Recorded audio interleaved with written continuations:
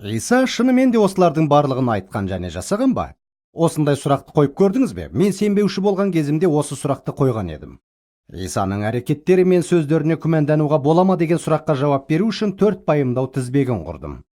Біріншісі, жаңа өсиеттің бүкіл мәтіні өз көзімен көрген куәгерлер арқылы жазылған, немесе олардың сөздерін жазу арқылы жазылған.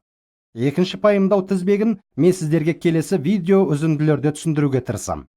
Жаңа өсиеттің авторлары Мәсіх туралы өздерінің тыңдармандары мен оқырмандарының білімдеріне жүгінген.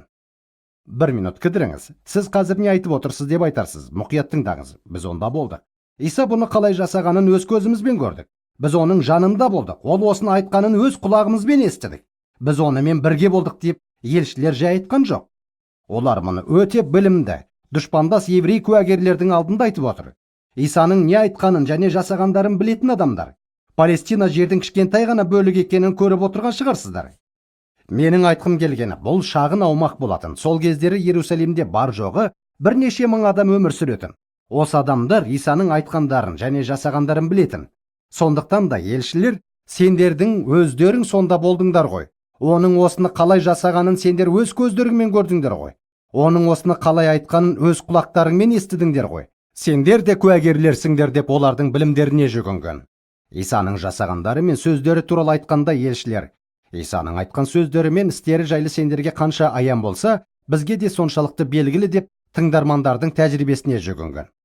Егер мәтін жақсы білетін, өтірікті жоққа шығарылатын дұшпандас ниетті адамдарға ұсынылған болса, тарихшы ретінде мен үшін түпнұсқаны тексерудің ең жақсы жолы.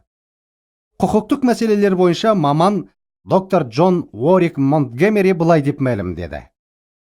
Бұл Мәсіхтің қайта тірілгендігі туралы куәліктің шынайылығын тағы да дәлелдейді. Өйткені бұл туралы қарсыластық және дұшпандық қисынды тергеу мен мәтінінде ғибадатханаларда айтылды. Егер деректер кері нәрсе туралы айтатын болса, сөзсіз бұл ілім жоғалып кетер еді. Яғни, елшілер Исаның сөздеріне бір нәрсені қосуға бел буатын болса, оларды түзететін адамдар бірден табылар еді. Киелі Петр колледжінің докторы Лоренс Маккинли жазбаша куәліктерді қарау барысында қарсы ниеттегі куәгерлердің рөлі туралы былай деді. Ең алдымен, дәстүрлі баяндама толығымен құрылған кезде, осы оқиғалардың куәгерлері әлі тірі болатын. Осы куәгерлердің ішінде осы жаңа діни ағымның дөкей қарсыластары бар еді. Ал бұл кез келген жалған пікірлер жоққа шығарылатын дегенді білдіреді. Исаның сөздері мен жасағандарына бір нәрсе қосылған жағдайда, бірден бүлік шығаратын жақсы білетін адамдар болған.